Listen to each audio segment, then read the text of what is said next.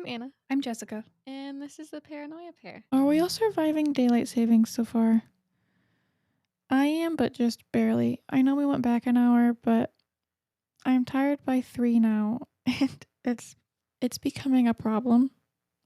Anyway, when we hear about haunted houses, obviously we think of ghosts, slamming doors, maybe a floating object.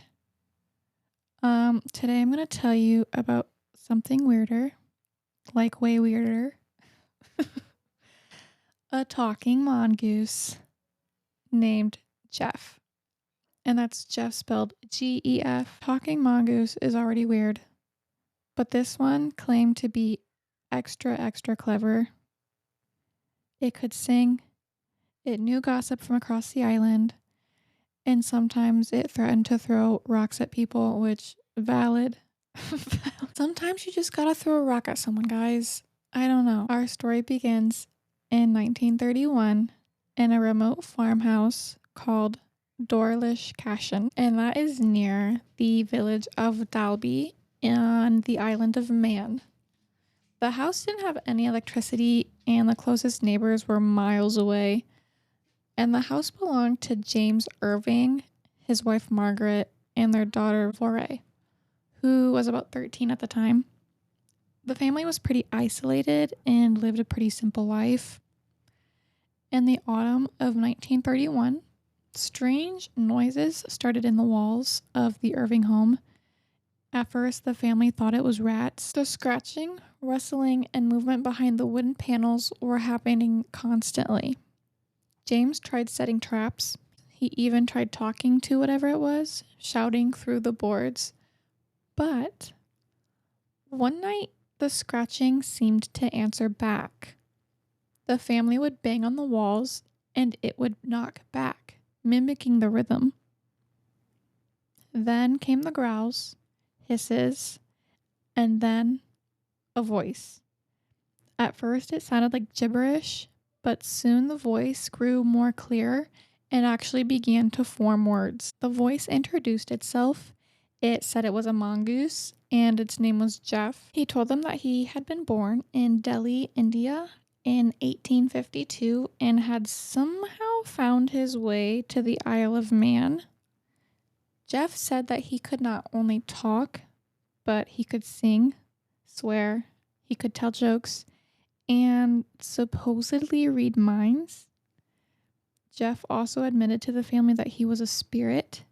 He said, quote, "I'm a ghost in the form of a mongoose. I shall haunt you with weird noises and clucking." So, yeah, not your average haunting.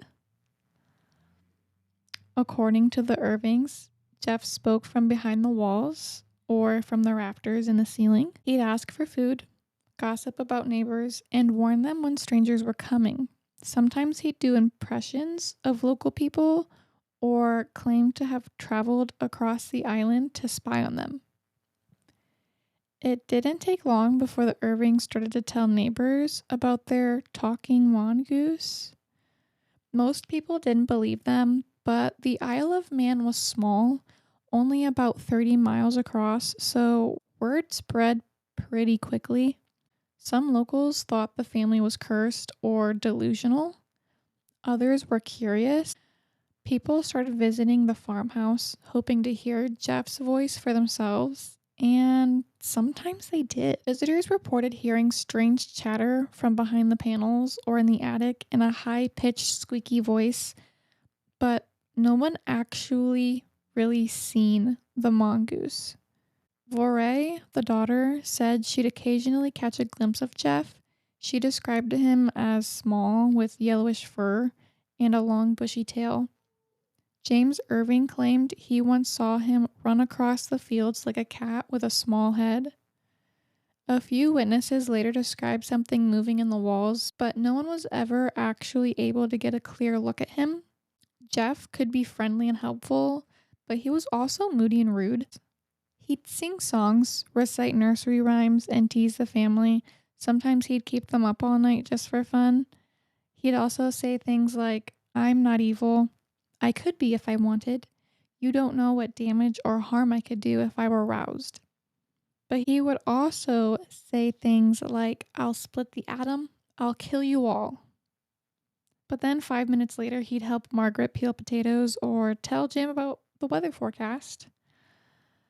Sounds fun. According to the Irvings, they gave Gef biscuits, chocolates, and bananas, and they left the food for him in a saucer that was hung from the ceiling, which he took when he thought no one was watching.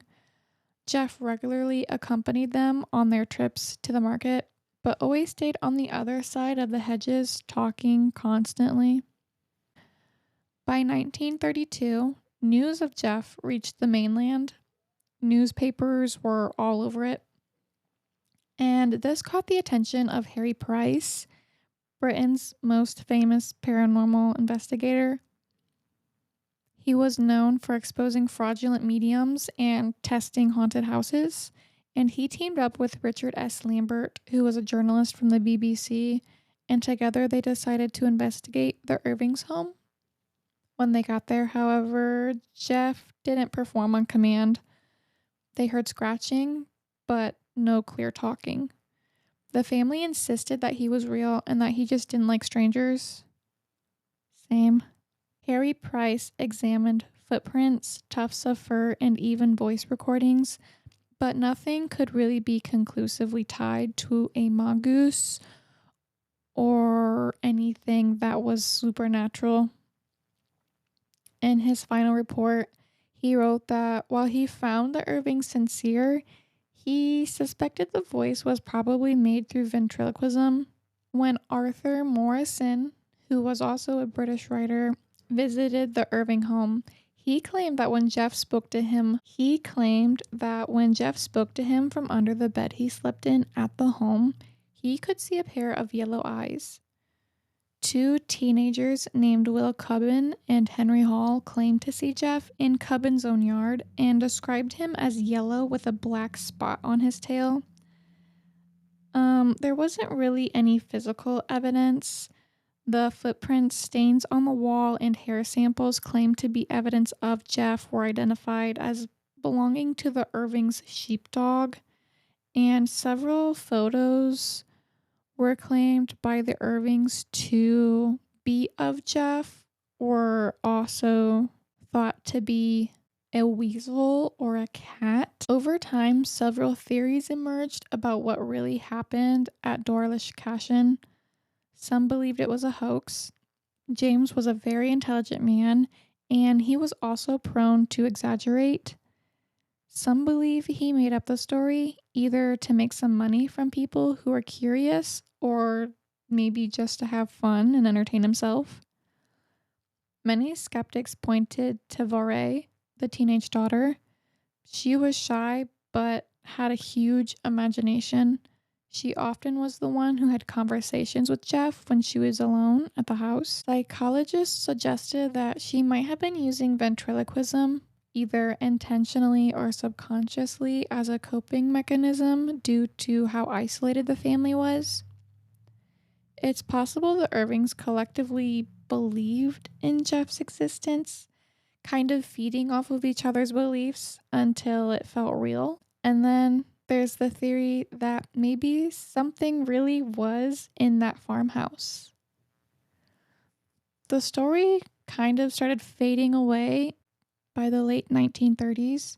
James Irving died in 1945, and the family sold the farmhouse soon after. A man named Leslie Graham had bought their farm, and he claimed to have shot a small, strange-looking animal on the property, claiming it was Gef. The body he displayed, though, was black and white, and it was much larger than what Gef was depicted as. And Vorey Irving said she was certain it was not Gef. In later interviews, Vorey, who was now an adult, insisted that the story had not been a hoax. She said that Gef was real and the family hadn't faked anything, and she lived until 2005 and remained frustrated that nobody believed her. Gef never really fully disappeared. Over the decades, he's become a weird little icon of British folklore. He's been featured in books, documentaries, podcasts, and even art exhibits.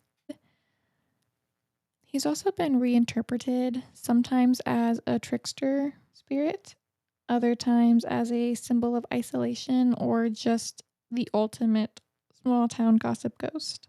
Slay. Honestly, Jeff kind of sounds like he'd be giving me whiplash, but I don't think I would mind having my own Jeff.